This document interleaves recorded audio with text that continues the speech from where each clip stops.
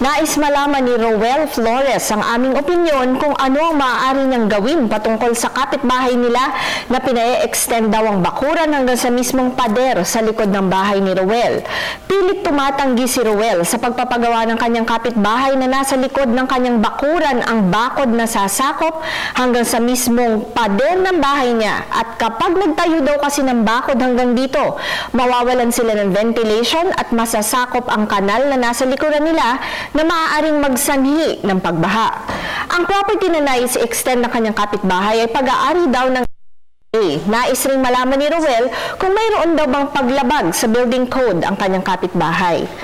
Roel, sa aming opinyon, meron nga. Ito'y ayon sa Section 801 ng General Requirements of Light and Ventilation at ayon sa provisions ng Civil Code of the Philippines patungkol sa easements of light and view at sa mga probisyon ng building code.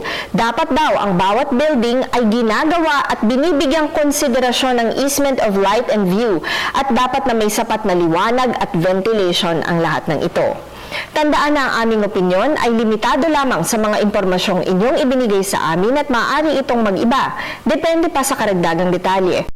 Kaya po kayong makakakonsulta sa inyong napiling abogado. Patuloy po kayong mag-email sa ptv4newscenter@gmail.com. Attorney JJ Jimeno Atienza, ang inyong bisig ng batas.